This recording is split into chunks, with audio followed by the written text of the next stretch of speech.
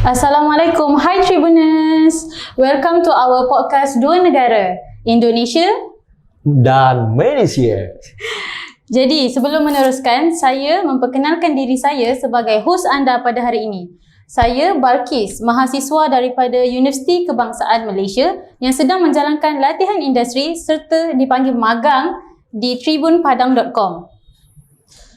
Podcast Dua Negara ini mengupas hal-hal persamaan serta perbezaan kita rayakan antara dua negara iaitu Indonesia dan Malaysia.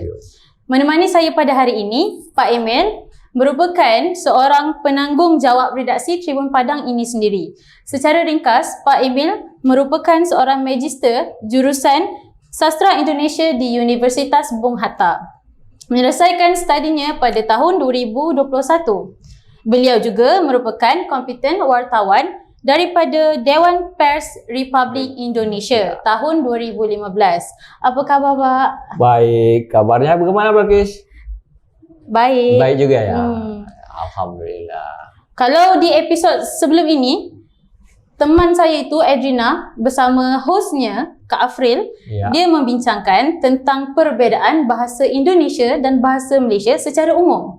Tapi hari ini kita dalami sedikit lagi tentang perbezaan bahasa ini melibatkan dua negara. Tetapi episod podcast hari ini bertajuk Muda Dirayakan, Tua Kita Sanjung. Wow. Okey. Luar biasa. Saya setelah berada di Padang ini selama 3 minggu, saya memperlihatkan Kota Padang ini merupakan satu kota wisata yang sentiasa dikunjungi bukan saja masyarakat tempatan Indonesia tetapi masyarakat dari luar negara. Oleh itu, pastinya kepelbagaian masyarakat ini mendatangkan variasi bahasa atau keragaman bahasa yang berbeza-beza. Keragaman bahasa itu, Pak, berlaku bukan saja dengan pengaruh persekitaran, negara asal atau budaya tetapi turut dipengaruhi oleh komponen seperti umur, peringkat, pekerjaan, taraf kedudukan dan lainnya. Sebagai pengunjung dan seorang jurusan mahasiswa jurusan bahasa, saya tertarik sekiranya ada laras bahasa yang ditetapkan oleh masyarakat Minang dalam institusi kekeluargaannya. Baik. Sebelumnya saya sapa dulu ya Tribuners ya di Indonesia dan di Malaysia. Semoga perbincangan kami dengan Balkis di host podcast tamu kita, podcast apa namanya? Dua Negara. Dua Negara. Nah, jadi pertanyaan Balkis tadi tentang laras bahasa ya. Baiklah, saya coba uraikan tentang laras bahasa juga dengan yang berlangsung di Indonesia, khususnya di Sumatera Barat dengan etnis Minangkabau. Di sini sebenarnya cara penyampaian bahasa, kemudian juga terkait kesantunan itu juga ada disinggung tadi tentang usia ya.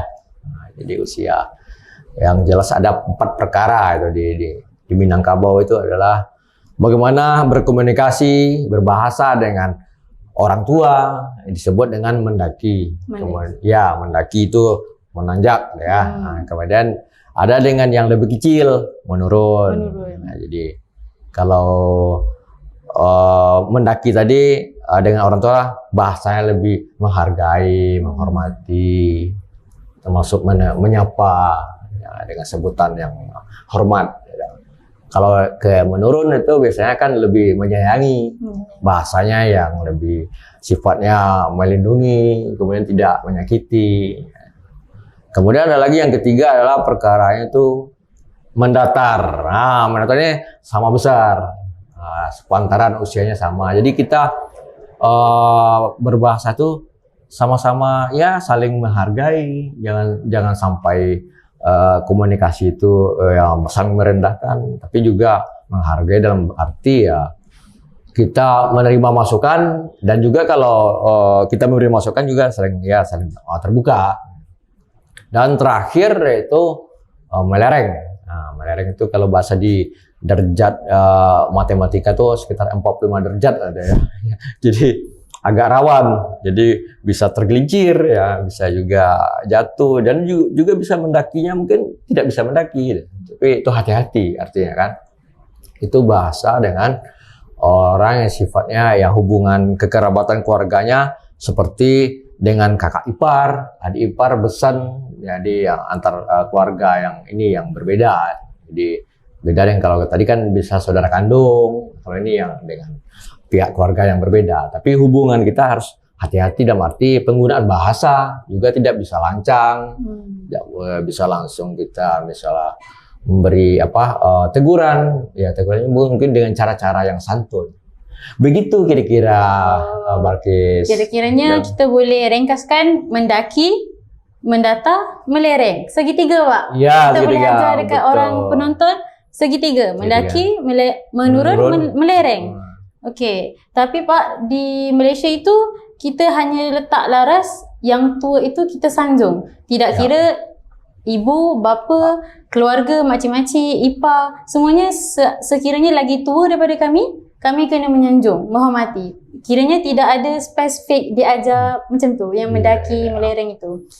Jadi, ini pembaharuan yang kita boleh dapat dan kita boleh gunakan juga dalam bahasa Malaysia sendiri. Seterusnya, Pak. Ya.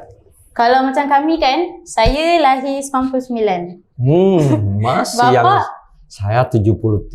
Okey, jadi bapa itu generasi X. Saya generasi Y.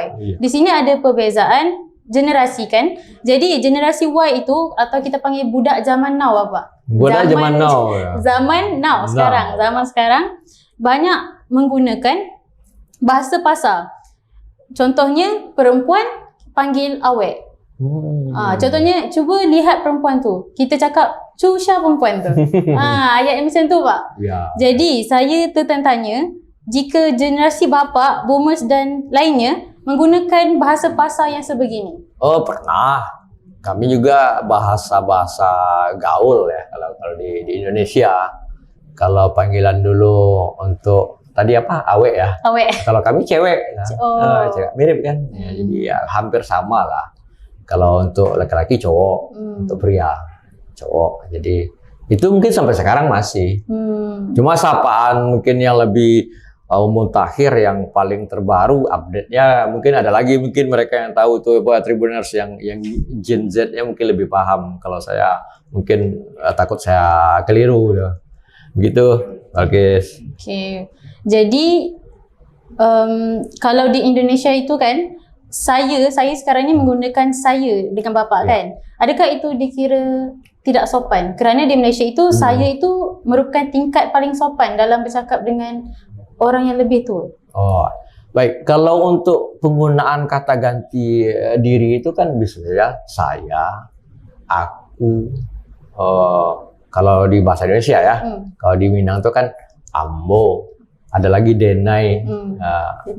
Ya biasa saja. Mungkin akan kasar kalau mengatakan menyapa orang lain dengan bahasa yang misalnya kamu. Kalau kepada orang tua itu mungkin tidak cocok. Walaupun di daerah lain mungkin ke bapak, ke ayah atau ke ibunya dia panggil kamu mungkin tidak masalah, tidak hal. Tapi kalau di Minangkabau di Sumatera Barat kalau nyebut kamu itu kasar, tidak etis.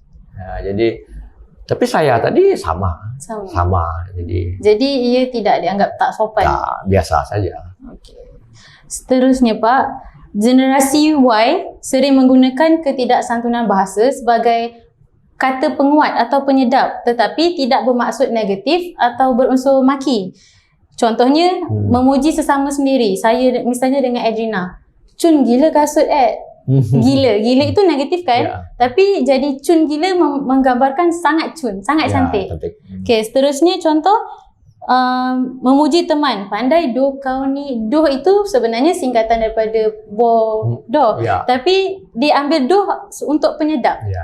Dan satu lagi contohnya kita cakap kereta laju kan, laju nak mampus kereta tu. Mampus itu kan mati. Patutnya negatif kan. Dia cuma dalam ayat itu dia tidak jadi negatif kerana kita menggambarkan laju itu. Ya. Kalau di pemahaman itu sebenarnya di Indonesia ya, secara umum juga ada. Misalnya manggil teman itu, aduh, kalau sebutan mungkin mohon maaf ada sebutan binatang misalnya kan atau hewan. Tapi teman tidak marah. Aduh, kamu saya sebut mungkin di sensor aja ya. Nama binatang A misalkan. Tapi dia tidak marah. Kamu ayam misalkan. Misalkan. Tapi yang temannya tidak marah. Mungkin itu bukti kedekatan dia sudah sangat akrab. Tapi kalau tidak akrab mungkin dia sebut nama-nama tadi mungkin tersinggung dia kan. Tapi kalau dia sudah dekat, udah pernah ya satu teman sejak kecil. Bahkan kalau ketemu tuh mungkin dia maki-maki, jadi ini menyebut-nyebut binatang, maki-maki carut-carut kan. Tapi bagi temannya tidak masalah, tidak hal. Begitu. Dia lebih kepada yang rapat itu kita faham apa dia cakap, bukan bertujuan untuk maki atau merendahkan. Faham? Okey, seterusnya kalau orang dahulu Pak tidak jelasnya perkataannya. Contoh macam budak sekarang, kita straightforward. Kalau saya kata nak, saya tak berbasi-basi, tidak selindung. Maksudnya jelas. Tapi orang dulu dia lebih bertapis. Sebab itulah ada perumpamaan, bidalan dan sebagainya. Hal ini masih berlaku dalam golongan generasi Y. Contoh Pak, teman saya ni suka bohong. Saya cakap, dia tu kuat kencing Pak. Tapi bukan kencing buang air Pak. Itu kencingnya maksudnya menipu. Lagi satu, janji pukul 10. Tapi kita jumpa pukul 11. Jadi kita cakap, janji Melayu lah dia ni. Maksudnya janji Melayu tu orang Melayu. Tidak konsisten Tidak konsisten. Malah di Malaysia itu orang Cina dan India pun guna. Jangan janji. Maksudnya dia bukan negatif tapi menggambarkan. Dan satu lagi saya mau jelaskan, saya mau tanya sama bapa, mengapa orang dulu itu bertapis. Misalnya ibu saya, kalau saya jatuh, dia akan cakap, main lagi, jatuh lagi. Kenapa dia tak cakap jangan main, nanti jatuh.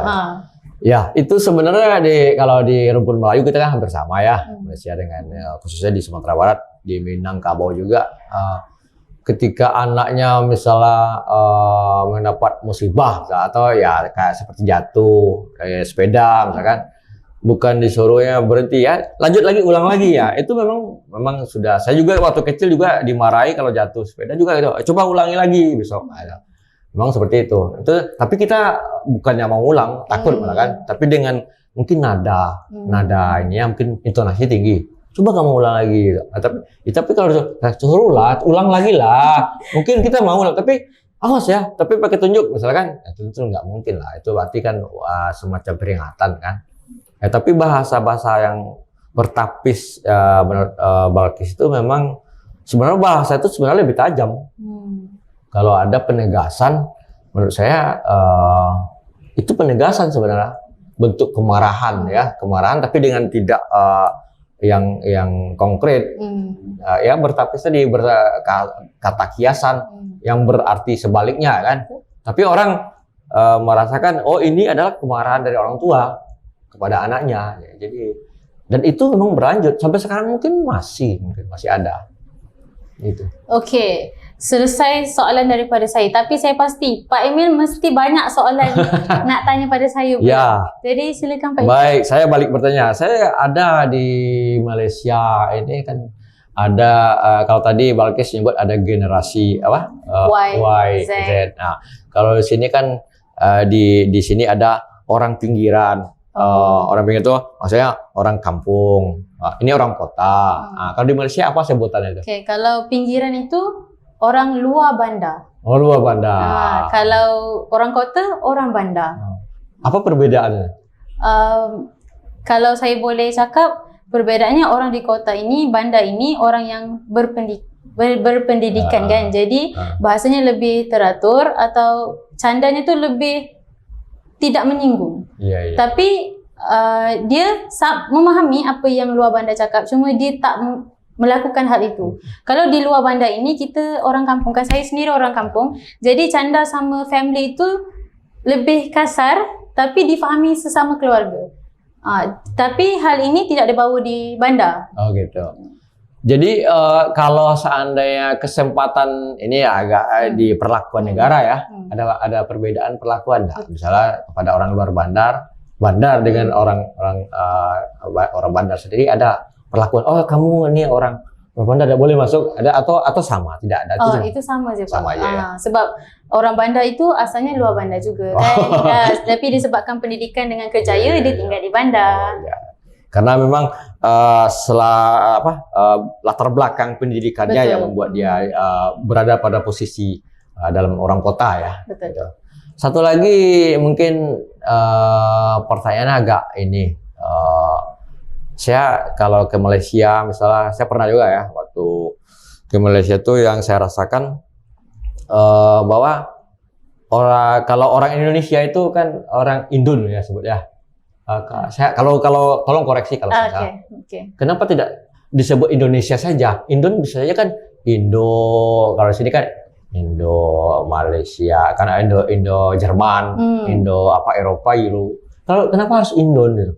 Kalau di Malaysia itu contoh Indonesia jadi Indon kan, sebab itu lebih mudah disebut oleh semua. Kalau Indo itu lebih kepada bahasa Indo. Tapi orang disebut Indon kan. Tapi hal ini saya baru tahu Indon itu sebenarnya sensitif dan bertaraf rendah di sini. Jadi saya sendiri pernah sebut hal itu. Dan kami pun dengar daripada ibu bapa dan keluarga yang lain yang lebih berusia. Kiranya mereka sudah hidup lama kan. Jadi kita ini ambil saja daripada apa yang mereka cakap. Jadi yang penting saya tahu mereka ini tidak tahu hal ini sensitif. Mereka sehingga hari ini mereka tidak tahu panggilan Indon itu salah. Berarti panggil Indonesia saja, sebut Indonesia saja ya. Mohon ya, dengar tu sahabat-sahabat saya di Malaysia. Tak boleh cakap Indon, cakap Indo atau Indonesia. Baik, Balkis, pertanyaan saya sudah habis. Okey, bagi saya perbezaan ini perlu diketahui, persamaan ini perlu diraih agar kita masuk ke negeri orang itu. Bak kata pepatah, masuk ke kandang kambing mengembek, masuk ke kandang harimau mengaum. Jadi kita tidak malukan diri sendiri dan dalam masa sama tidak menyentuh sensitiviti masyarakat di tempat itu. Okey, sekian sahaja daripada saya dan Pak Emil. Terima kasih. Apa yang dapat disimpulkan, tidak kira bahasa yang ditutur, bahasa adalah penggunaan harian, maka kita perlu jaga etika berbahasa, tidak kira di negara sendiri atau di luar negara. Yang penting hati mereka yang mendengar. Sekian saja.